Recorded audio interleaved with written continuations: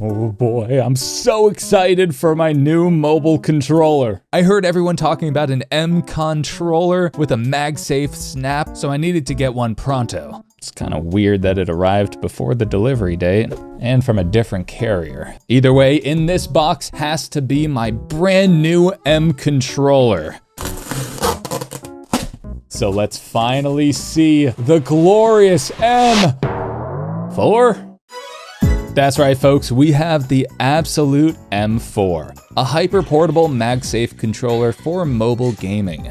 The M4 has a unique MagSafe mechanism that magnetizes to this notch and supports your phone above the controller. With its striking T-pose silhouette, you can play your mobile games both horizontally or detached in a kickstand mode. The controller also has two tiny 3DS-style sliders for analog stick input. As you probably know, this isn't the first MagSafe controller to hit the market, because we all know that the T-Grup did it first. And also, well, there's the MCON. And with the MCON's huge success and huge price tag, the M4 has huge shoes to fill, kinda like me. And while it's a feature-rich controller that's great for mobile and retro gaming, there's a few glaring issues where it could really use some more time in the oven. So in this video, we're gonna dive into the Abxylute M4, take a look at some of its features, talk about the gaming experience with it, and decide if this is the best pocket-sized controller for you. Is the M4 an absolute slam dunk, or do the M-cons outweigh the pros? Let's find out.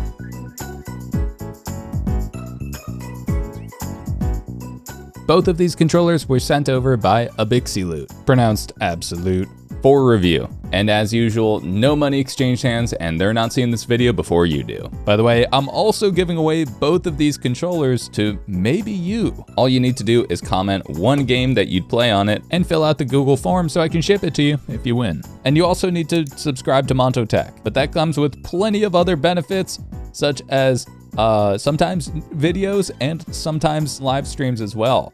Hit that notification bell. So check out the pinned comment below to see if the giveaway is still alive.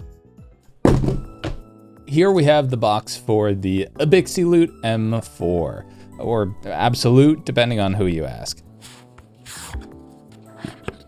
Pretty standard user manual, and it also includes a universal metal ring sticker, which is basically just a ring for MagSafe purposes.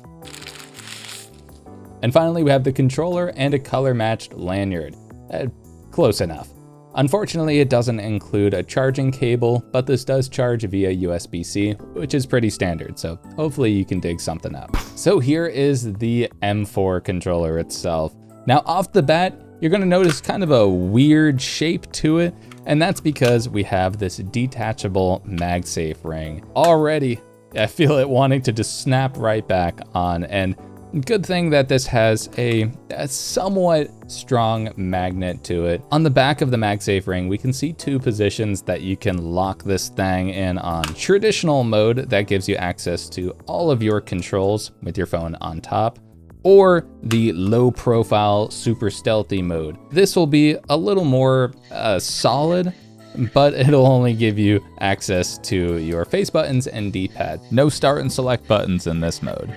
You'll probably want to use it in its top position to give you access to these little analog sliders down here. Now, this controller is extremely lightweight. It almost feels as light as a feather. I would not want to sit on this, but even after adding the MagSafe ring, it's still generally lightweight. Let's take a look at how it stacks up to some other things. This controller weighs 56 grams. A little under 2 Game Boy Color carts and a Game Boy Advance cartridge, half the weight of a Miyoo Mini V4, and it's twice as heavy at 112.5 grams with the MagSafe ring attached. Now, the first thing that struck me about this controller is how small and lightweight it is. It's extremely small, basically a little bigger than a Game Boy Color cartridge that also is magnetized. The official Abxylute website says that it's 69.5 millimeters wide, 74.8 millimeters tall, and 15 millimeters thick. But if you know me, you know I don't trust companies with letters in their names. we're gonna have to clock it on a ruler. So this controller is coming in at around 2.75 inches long. Oh no. Yep. Well, it appears that we've reached a stalemate. But obviously you noticed that was just one of my tests, and now I have definitive proof that there's collusion going on. So let's compare the size of the M4 to some other devices that you're probably more familiar with.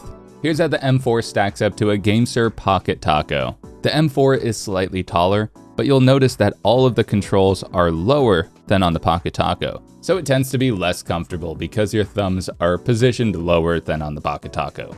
The M4 is also less wide than the Pocket Taco, with a much shorter distance between the D-pad and face buttons. But they're both around the same size in your pocket. Now I don't own an MCON to compare it to, but I have this 8BitDo Ultimate Telescopic Mobile Controller. Bit of an unfair comparison, but they're both also mobile controllers. The M4 is much more portable than the telescopic controller. But of course, the controller is more comfortable and it stretches out. Here's how the M4 stacks up to a Miyoo Mini V4, Metroid Fusion themed. Again, we're seeing those controls are lower on the M4 than on the Miyoo Mini. The Miyoo Mini is about 20% taller and 20% thicker, while the shoulder buttons are at a similar height. Here's how the M4 stacks up to a Game Boy Color cartridge. iPhone 13 Pro for scale. The iPhone is about twice as tall as the M4, and the exact same width. But the M4 is significantly thicker than the iPhone. AirPod Pro 3s for scale. And as you might know, I don't own any credit or debit cards. I pay for everything with my Dave & Buster's card. And I know I'm gonna hear it in the comments, so if you're thinking about it, just get a Steam Deck, bro. Now let's take a nerdy look at some nerdy specs for nerds. The controller connects via Bluetooth 5.3. Under the hood, it's packing a 300 mAh battery, which Abxylute claims gets 10 to 13 hours of battery life. I hope that in future versions they can put a bigger battery in here, since it only weighs 55 grams. The controller has built-in turbo functionality, where you can quickly program it to essentially button mash for you. There's also button remapping, 2 joystick modes, and a joystick D-pad swap. And there's 3 controller connection modes: HID, Switch, and PlayStation. HID seems to be the most basic catch-all mode. Switch is great for Nintendo Switch and iOS, and PlayStation is the DualShock 4 mode, which works well with PC, Android, and iOS. ABXY Loot recommends using PlayStation mode for about 90% of scenarios, and Switch mode specifically for Switch and Delta on iOS. The M4 connects via Bluetooth 5.3. So it's pretty damn snappy, and it's pretty quick to connect with very minimal input delay. However, there is some inherent input delay that comes with connecting over Bluetooth. But from my experience, it's been very responsive overall. Having Bluetooth also means that we can use this wirelessly in a little kickstand mode. And we can also connect up to 4 controllers at once. And I don't know if you knew this, but technically, you don't need multiple people for multiplayer. Just saying. Yes!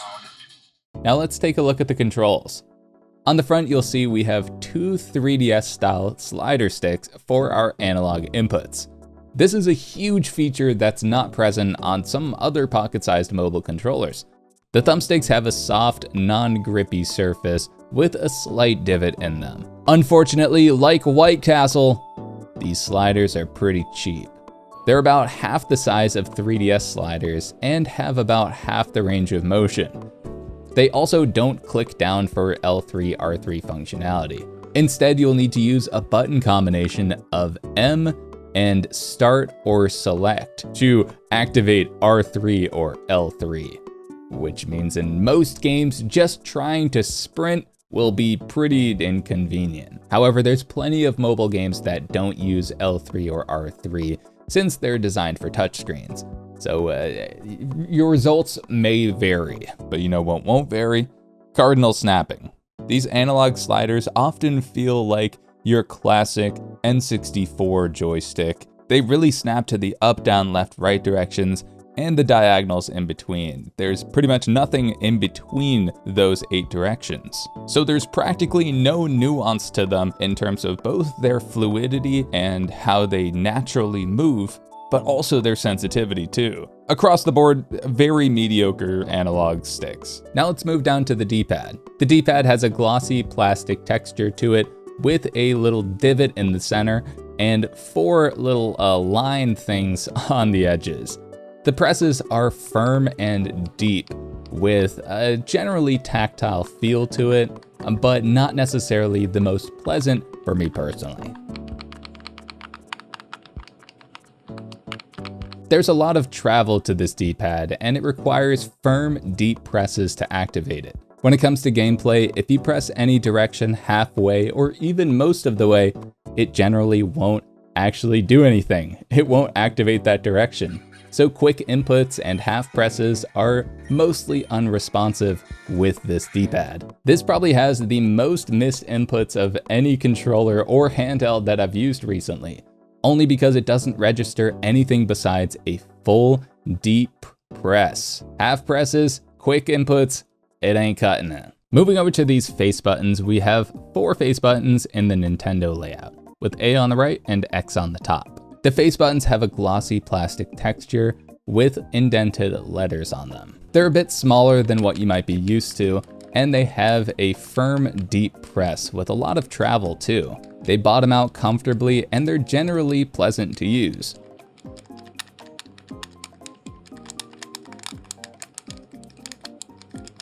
Similar to the D-pad, these face buttons have some missed inputs for partial and half presses. Any quick inputs that aren't pressing it fully down might not register, but it's slightly less annoying because smashing face buttons and being a little more imprecise is a lot more forgiving than if you're imprecise on a D-pad in a critical moment. On the top of the controller, we have 4 inline shoulder buttons. The outer bumpers have a nice ergonomic curve to them and is easy to activate them from pretty much any direction. The L2, R2 bumpers on the insides are a little bit more of a reach, but they have a nice separation between them and the outer bumpers, so they're easy to kind of feel out and find, even if you got a big old phone in the way.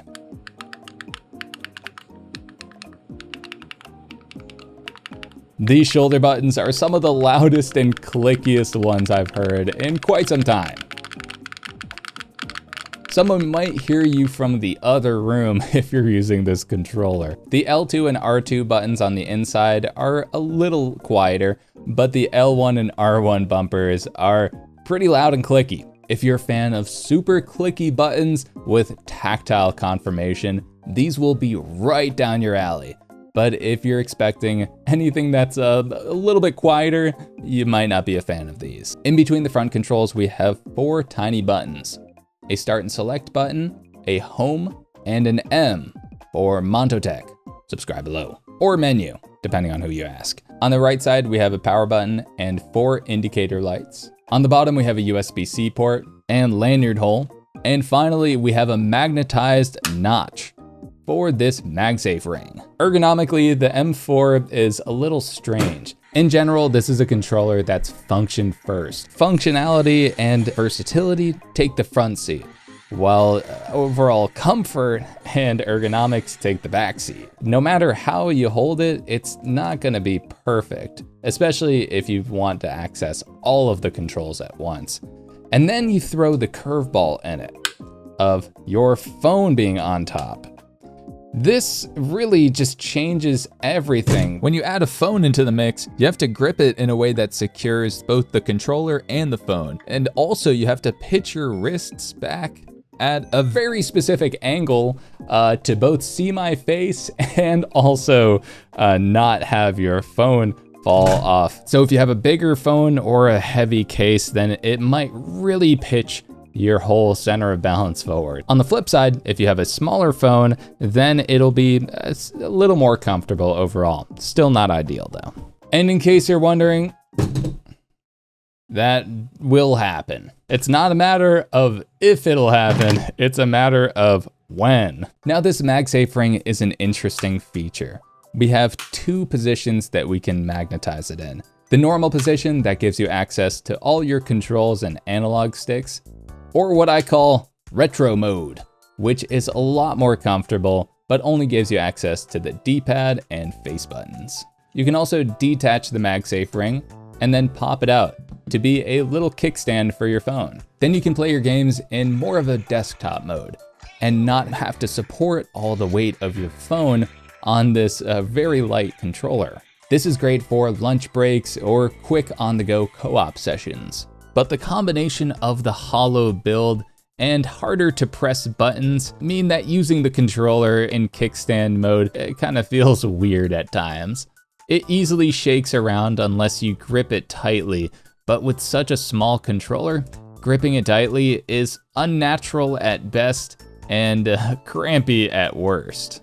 Now the convenient part about this Magsafe Ring is when you're done playing, you can put it into its holster mode and just kind of clamp it to the back of your phone. That being said, I wouldn't consider this to be the most convenient or secure MagSafe controller available. There might just be a better mobile controller that MagSafes onto the back of your phone, but just know that this is possible. Now this Magsafe Ring is a confusingly executed feature. It's not strong enough to reliably support most phones beyond very specific situations. Using the controller in MagSafe mode, you'll need to be damn sure that you don't pitch your controller any further than this kind of 180-degree range. If at any point you just so happen to get up and pitch it, then your phone will fall right off. Abxylute even went as far as making an instructional YouTube video on how to hold the device, where they show that tilting it upside down is incorrect. No shit. They designed this to have your entire phone resting in the fate of this little magnet bump. So while this might be one of the most convenient ways to play games mobily, I would say that it's not the most practical or comfortable. Using the M4 almost feels like a time bomb just waiting to happen. Like, when is your phone gonna fall and hit the ground? And while ABXY Loot has generously instructed us on how to hold it, what happens if it falls? It's not their fault. They made an instructional video on how to hold the time bomb. By the way, if you shake the time bomb, that's on you. Now let's talk about the gaming experience on the Abxylute M4. I played with it on and off for the past few weeks, and I've noticed that this is a controller I just don't find myself coming back to. From the outside, it seems to be an extremely convenient pocket-sized controller that you might imagine yourself using a ton. But then you actually start gaming on it, and it quickly becomes apparent that this is not a controller designed for long gaming sessions. I found that my thumbs were sore after just playing for 30 minutes on the M4. Now, I might just have Weenie Hut Jr. thumbs, but either way, this is a controller that's more eye candy than anything. A controller that's better in my imagination than when I actually use it. The fatigue of supporting an entire phone on just this one little notch here just amplifies the overall discomfort of using the controller. But I've also realized in my time with this controller that I'm mostly an outlier when it comes to my opinions. As I was gathering my thoughts last night, I wanted to step back from all of my reviewer nitpicks and try to see this through the lens of a casual gamer who just wants a pocket-sized controller. So I took a look at some Amazon reviews to see what regular people think of this thing, and I was shocked by just how positive the overall response was. People were really praising its versatility and responsiveness, and while a lot of them acknowledged some of the same issues that I had, that didn't stop them from rating it a perfect 5 out of 5 stars. The M4 is also one of the only controllers in the market that is doing this whole MagSafe thing right now, outside of the MCON and maybe this thing. But this one's not too pocketable. Oh no, I sold. Oh, I sold. Oh! So while I have criticisms of this controller, there are plenty of things that it also does quite well. Compared to other phone controllers like the MCON, Gamesir Pocket Taco, and 8BitDo FlipPad, the Abxylute M4 strikes a solid balance of price and versatility. These two bootleg 3DS sliders instantly put it above most other pocket-sized mobile controllers. And we can also use it in handheld mode, retro handheld mode, or kickstand style. These features easily make it one of the most versatile controllers in its price range. But with the whole MagSafe connector and the ability to play it in kickstand mode, there's a lot of similarities to a certain sliding phone controller that you might have heard of. And I can tell you straight up, this feels like a poor man's MCON. And that's not necessarily a bad thing. I've always appreciated having budget alternatives to premium products. The Anbernic RGDS is a prime example of this. It feels like a poor man's Thor, but I've still been using this piece of shit religiously for weeks because some things just feel right even if they're not the best. When I call this a poor man's MCON, it's because it literally is. It pares down the premium features and still leaves some of the core functionality of that high-end controller. Unfortunately, there were other sacrifices made that might tip the scale for some people, including myself. But the M4 has serious potential to be one of the better ultra-mobile controllers for gamers on a budget. Speaking of budget, let's talk value of the M4. This controller retails for $50 US. For that price, you get the controller and snap-on MagSafe connector, a rubber-coated Magsafe Ring sticker, and a color-matching lanyard. On paper, the M4 could justify this price tag, but after my experience with it, I think this is a controller that should be half the cost. If they could keep this price of $25 to $30, I'd be so much more forgiving with its shortcomings. But the ergonomics are crampy, the hardware quality is adequate at best, and similar controllers are available for almost half the cost of the M4. The only thing you're missing out on is analog stick input, but these joystick sliders don't even have L3, R3 functionality, and they have a very limited range of motion. Overall, the M4 is a decent pocketable mobile controller, with a little more functionality than its counterparts. Abxylute is tackling the mobile market head on, and really trying to make a competent budget MCON alternative.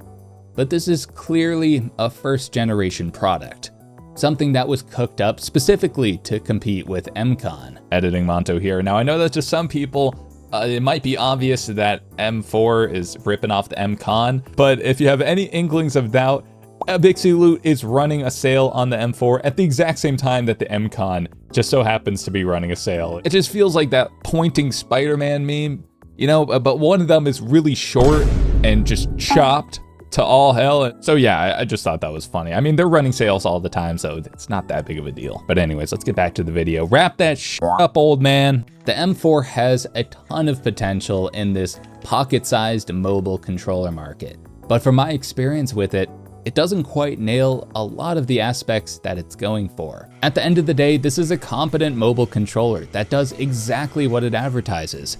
And it might not be the perfect mobile controller for me, but maybe it's an absolute home run for you. So that's the Abxylute M4, an ultra portable MagSafe controller with a ton of potential and also a ton of quirks. What do you think of the M4? Let me know in the comments below. And while you're down there, make sure to slam dunk that subscribe button and also comment to enter the giveaway if it's still live. And if it ended, you can always pick up an M4 using my affiliate link down below. Thank you so much for hanging out with me and checking out this weird little cube controller.